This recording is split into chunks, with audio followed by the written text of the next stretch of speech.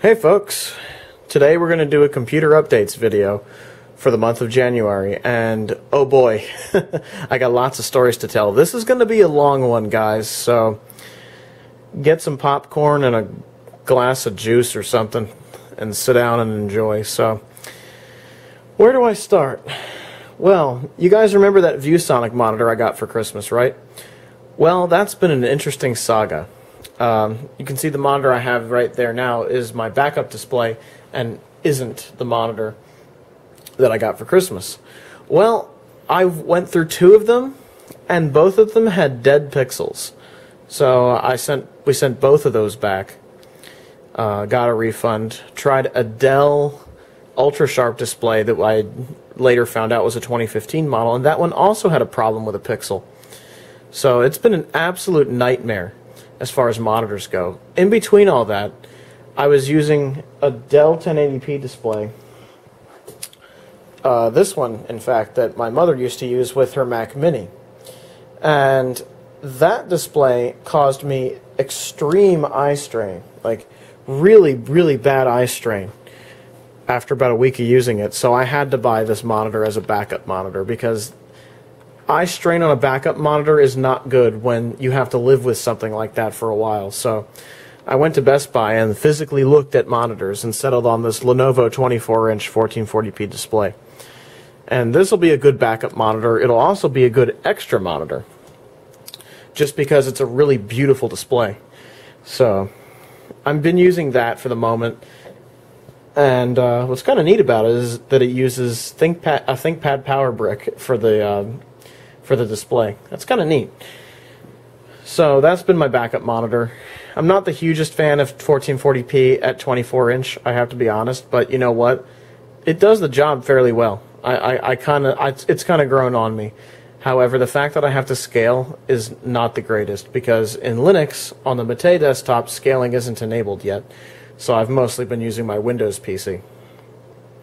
Now you may be wondering what's going to ultimately replace the ViewSonic, that Dell Ultra Sharp that I had for about a day, and my backup Lenovo monitor here. Well, I decided after getting a bunch of bad monitors off from Amazon that my mother and I should order a monitor from CDW instead. Because for those of you guys who don't know who CDW is, they were pretty much the Newegg of the late 90s and early 2000s. My God, one of the best computer stores around, and they still are in a lot of ways. I like them a lot. And the commercials they used to have are very funny if you look them up. And they really speak to the inner IT guy. Anyway, I ordered an HP display from there, and hopefully that will solve my problems. That one is probably the best one so far. It's built a bit like a Dell Ultra Sharp in the fact that it has height adjustment. You can pivot it sideways to have a vertical display. It has the best I/O of any of the other monitors I've seen. It has DisplayPort, HDMI, and VGA. The fact that it has VGA seems to be a rarity with these monitors as well. So that's coming in tomorrow, and that'll be part of this video when it arrives eventually. So I just thought I'd update you guys on that.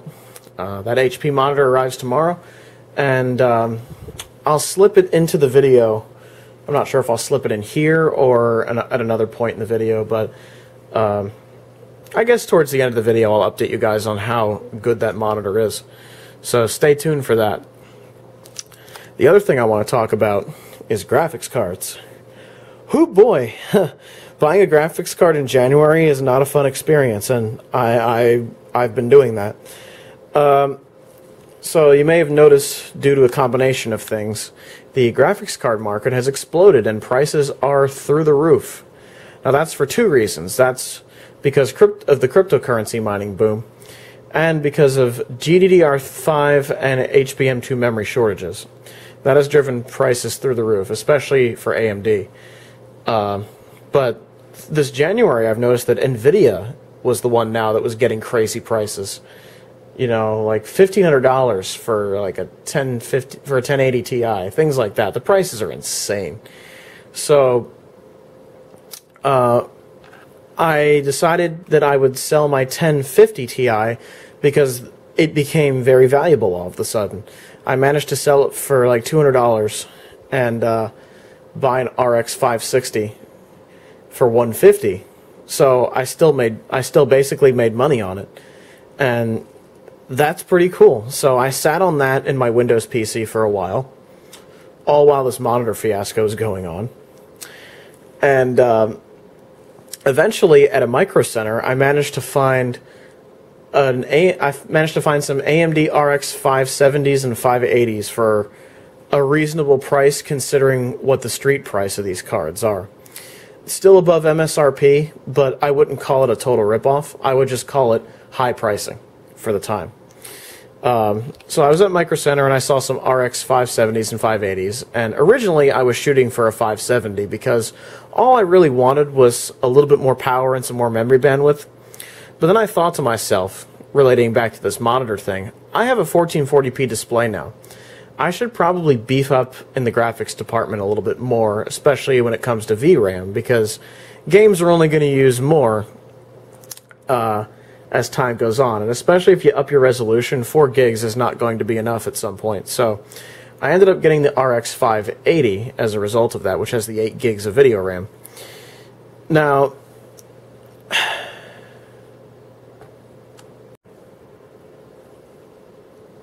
the other reason I ended up getting the RX 480, or the RX 580, sorry. So used to saying 480 for some reason. Anyway, the other reason I got the RX 580 was because the price difference between the 570 and 580 was not that much, and the price that the 570 was over MSRP made it a total ripoff. It was about $330, and the 580 was about $369.99, I believe. And the RX 570 is a $170 MSRP graphics card. Paying over $300 for that would be ridiculous in my mind. The 580, not so much. So I could live with that. So I ended up with that in my Windows PC here, and it has been a fantastic video card so far. In fact, I'll show you the box for it. This is the card I ended up with. It was an Asus version of the card. It was the Dual Series one with the factory overclock and 8 gigs of RAM. Very, very good card. I like it a lot so far. I typically buy Gigabyte graphics cards, but the Asus ones are also very good. So that's what I ended up with in this machine. And I've been playing games on it, and Second Life and some other things, and it's been very fantastic on there. Second Life, the memory bandwidth helps it a lot on AMD cards. It's more optimized for NVIDIA, but when you get a card this big, it runs just fine. Plus, other games like Grand Theft Auto 5 run quite well at 1440p with this graphics card, actually. Not perfectly. I mean, it dips down to the 50s sometimes if you look at the benchmarks, but for the most part, it runs fantastic. And games that don't, I can drop down to 1080p, and they'll still look good on a 1440p monitor, which is the beauty of those displays. Now, you may have heard me mention earlier that I ended up getting an RX 560. Where did that go? Because I was sitting on it in my Windows machine, right? Well, the Linux machine got an upgrade. It went from an RX 460 to a 560, which is basically a difference of 2 compute units and the same graphics core. So it wasn't much of an upgrade, but I was able to shuffle some cards down the line. My beige sleeper PC in the InWin case got the 460 again. So I've sort of become an AMD shop as far as graphics cards goes. And that's for many reasons, one of which being the AMD GPU driver on Linux. Probably one of the best graphics drivers for beefy cards that has hit Linux in a long time. Also on BSD as well. And the other reason is I'm not a huge fan of NVIDIA using their clout in the industry to force the hand of developers, both in the gaming world and in the Linux world, but more so in the Linux world. And if you look up information about EGL streams and Wayland on Linux, you'll know what I'm talking about. It's basically NVIDIA forcing the hand of the developers to use the standard that they want to use instead of the standard that everybody else is using. And that's just not nice. So that Linux example is the one reason that's relevant to me, but there are also other examples in the gaming industry and also in the data center industry where they just kind of throw their clout around in a way that's just kind of mean. And it's sort of I don't want to say it's cheating, but it kind of feels that way in certain ways, where they just sort of throw their power and money around to get what they want. And I'm not a huge fan of that. I mean, that's really not a good enough reason to boycott a tech company's products, because let's face it, NVIDIA makes some fantastic graphics cards and GPUs. They are really fantastic. But for the practical reasons, the AMD drivers being so universally good on just about everything I've used them on these days, I think that's reason enough for me to just not buy NVIDIA stuff anymore, because if it works so well on a multitude of platforms, I'm going to use it. And the compatibility there is fantastic. You know, I've been using it in many machines. Like, there's this machine here, which has my R7 370 in it, runs Linux, and has a Xeon in it, actually. We'll get to that in a minute, and it does some pretty fantastic stuff. And on Linux, it's very, very good. I think it uses the Radeon driver rather than the AMD GPU driver, but nonetheless, the open source drivers are very good. There's also this machine here, which we'll talk about more in depth a little bit later. This is going to be getting an R7 360. So along the same lines, these open source drivers are just that good that I just don't have to worry about it. When I put an AMD card in a Linux machine, I don't have to worry about it. It tends to just work. And in the same vein, that's the way Intel GPUs have been on Linux for a long time, and that's a great thing. It's only been this way on Linux since about 2015, I would say, with very latest kernels, but 2016, I'd say, is really when this AMD GPU thing started to take off. Maybe even 2017, a little bit more so, but it's been really, really good. I've been very, very happy with it. So while I used to recommend NVIDIA on Linux if you really wanted some graphics power, you have a much better choice now, AMD GPU, and that's the practical reason as to why I'm sticking with AMD for GPUs in systems that I custom build. Now, I do have a gaming PC, a gaming laptop, that we haven't looked at yet that does have an NVIDIA card in it. I'm not dropping all support for NVIDIA entirely, but if I'm going to custom build a machine, it's probably going to get AMD graphics in it. You know, whether it's Intel or AMD for the CPU will probably depend on what I want to do with it, what the value for money is, and what I want the build to even be like in the first place. So, you know, I like to have AMD in my main computers all the way, and a mixture of other things beyond the main computer, I guess. I mean, you look at these two computers here, these are both AMD all the way. RX 580 and a Ryzen 7, RX 560 and a Ryzen 5. You know, it's AMD all the way as far as these computers are concerned. And, you know, that's not every machine. These are my two main computers. I mean, most of the other stuff is Intel. Like those two machines that I mentioned before over there are both Intel as well.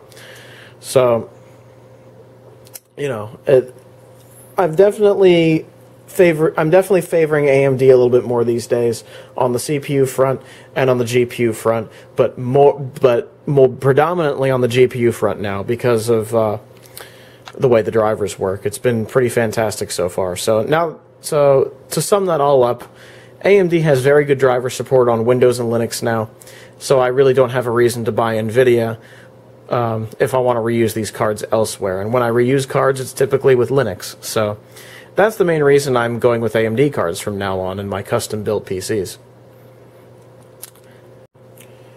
And as far as that gaming laptop I mentioned with the NVIDIA card in it, we will talk about that in a future video. I swear I will get to it. It's been on the back burner for so long now that I really should just get it over with because it's a pretty nice machine. So we'll get to that. There's some NVIDIA action in there. It's pretty much the only NVIDIA action that I have anymore.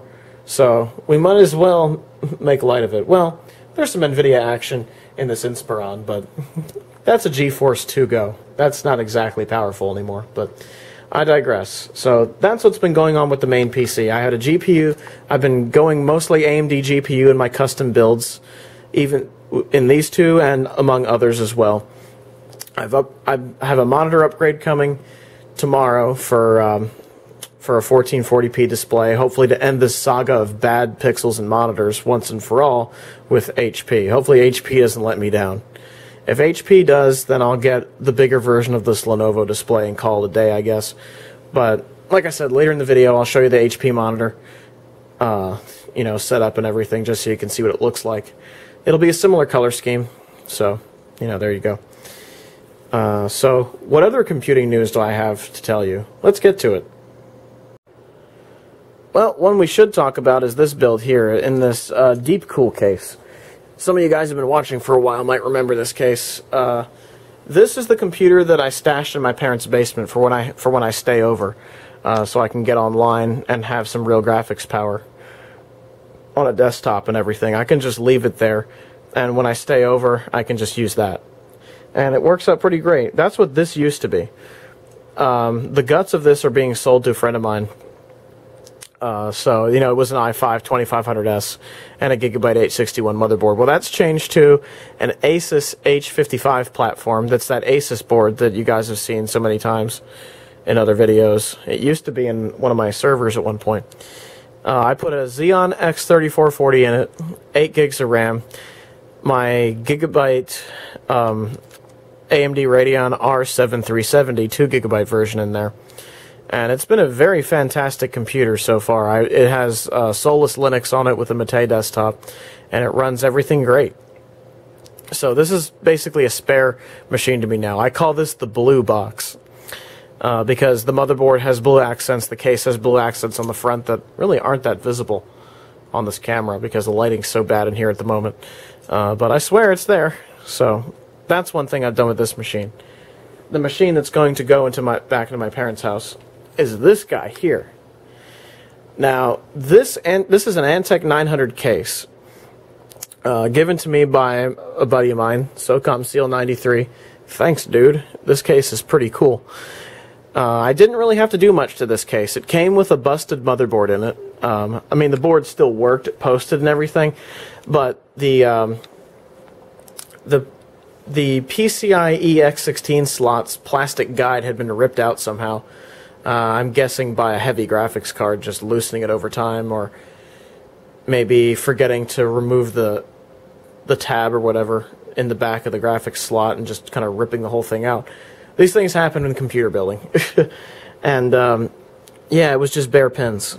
Now, I had better hardware to put in this case, so I just kind of junked that motherboard and decided to put my own stuff in here. And I happen to have an H81 Haswell-based motherboard with a Core i3 4330 in it.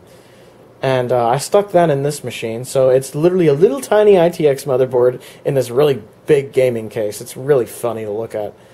And I have a graphics card coming for this thing as well. Currently has an NVIDIA GT640 in it, 1 gigabyte. I have an R7 360 2 gigabyte card coming for this machine. So I'll have the 2 gigs of VRAM that I need to run the basic stuff that I need on this machine soon enough, which will be nice. I stuck a 550 watt Antec power supply into this Antec case that I happen to have. This power supply is from 2006 and it still works. It's pretty cool. So yeah, it's been a pretty cool computer so far. Can't wait to get that graphics card. I think it's going to arrive either tomorrow or Saturday. So, yeah, the only thing I had to do to this case, I changed out the thumb screws on the back because they just didn't screw in properly. I stole them off of another case I used to have, a Rosewheel case, and those work a lot better. I also had to buy hard drive screws, so that's like $10. $10 into this case overall for some screws is fine by me. I did clean it. It was fairly dirty when I got it, so I vacuumed it out and dusted it and all that stuff. And I put a DVD-ROM drive in it to fill a slot blank. So, yet another computer with an optical drive. And the monitor that's going to go with it to my parents' house is this Dell monitor that gave me all that eye strain. So, that can sit there because I'm probably not going to use it for a week straight and have the eye strain problems that I had before. So, that's it for this case. I mean, I'm probably going to film some more clips tomorrow of not only the monitor that I'm getting, but also the graphics card for this machine. So you'll see what the inside of this machine looks like. You've seen what the inside of this looks like. It's just an Asus. It's that Asus Micro ATX board. the H55. I can't remember the model of the board, but oh hell, I'll show you what it looks like. Hold on. There we go. Okay, now you can see the blue accent on the front of the case a little bit better. And here's the inside of the machine. It has a Dynatron cooler on the Xeon chip. There's the 8 gigs of RAM. It's a very blue build. Even the fan is there is blue. Blue SATA cables, blue USB 3 thingy right there. I have a single hard drive in here, a 1 terabyte drive. And there's the R7 370 right there. A very, very good card. I even had that in my main computer for a while. So that's this build. This is just another spare build that I have along with some of the others in my closet. So very excellent build. I really like it a lot. It's an excellent Linux machine. And there's an Ultra LSP 550 that I've had for years. Some of those are good, some of those are bad. This is a good one. It's lasted me quite a while. It's a pretty damn good power supply. So that's what the inside of this build looks like. I'll show you the inside of this one tomorrow once I get that graphics card, because I don't feel like moving all this stuff around at the moment. But we'll get to that eventually. So that's an update for now. And we'll probably get to the monitor and the graphics card that's going into that computer tomorrow. Monitor being for this machine over here. So that's the computing updates for this month. I do have some other updates that are non-computing, but sort of tech-related that I'll throw in as well. The other thing I did that I thought was worth mentioning is I got a new TV for my bedroom. A nice 32-inch Element TV for like $128. I ended up getting this when I was having the eye strain problems with that Dell monitor, so nice TV upgrade for the bedroom, and it looks pretty good.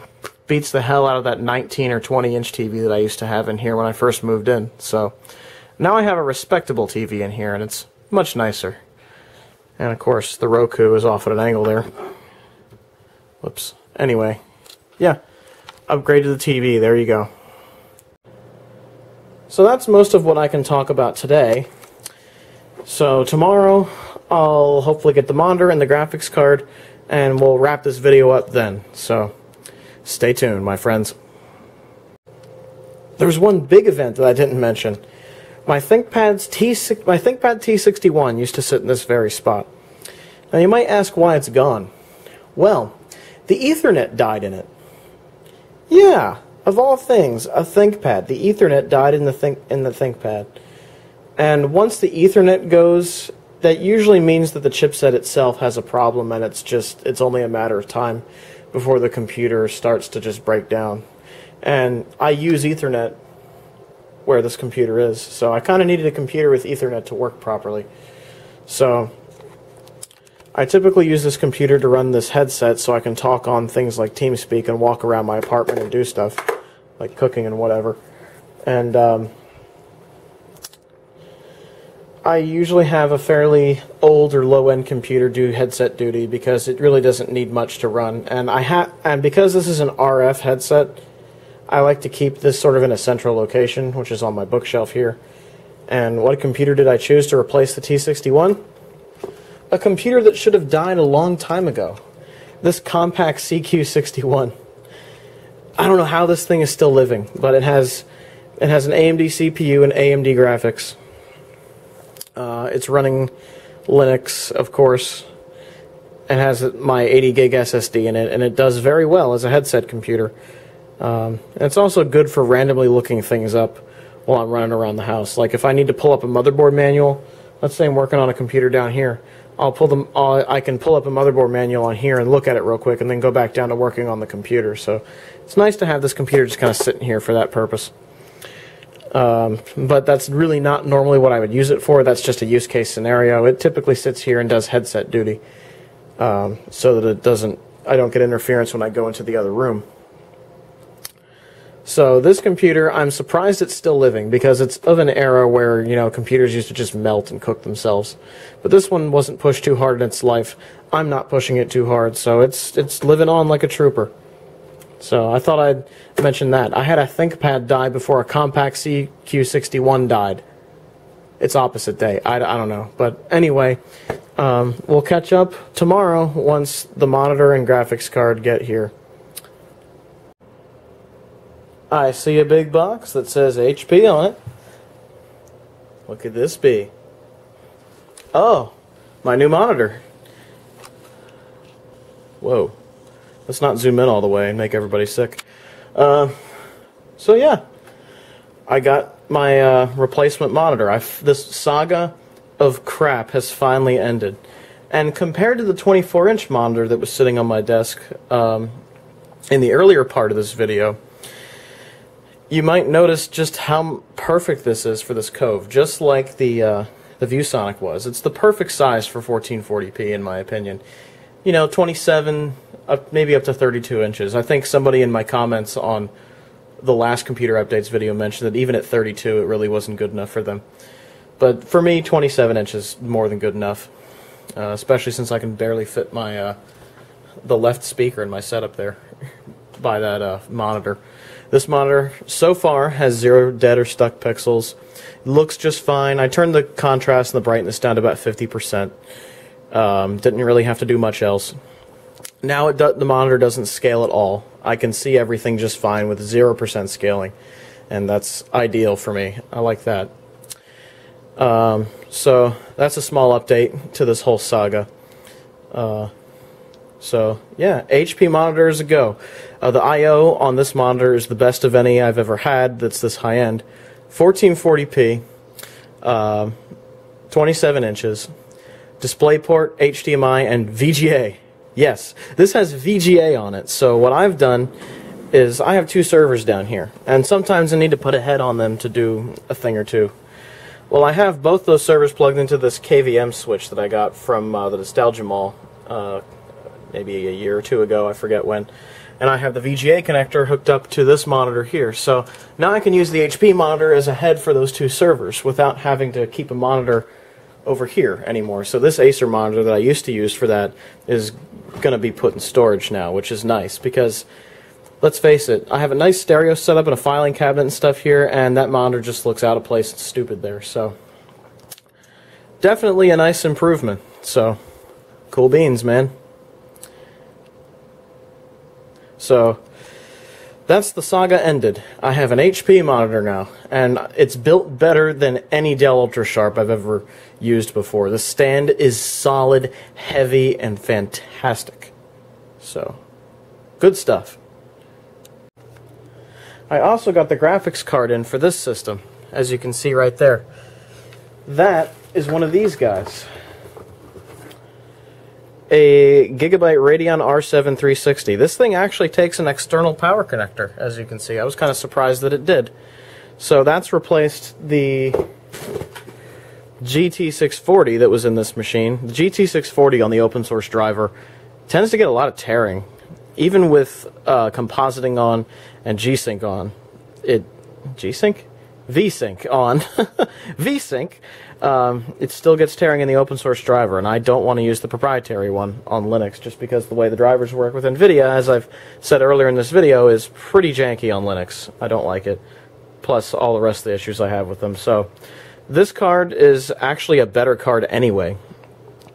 Has more VRAM and everything. So this should be able to handle the basic 1080p stuff just fine because this is the monitor here that's going to be at my parents' house when I bring this stuff back. So yeah, there you have it. Those are the few updates that have come in the last couple days. Yeah, so there you go. Those are my computing updates for January of 2017 or January of 2018. Pretty hectic month, quite a few problems, but managed to pull it all together in the end. So good stuff. Anyway, I hope you enjoyed this video and have a good one, everybody. Ciao.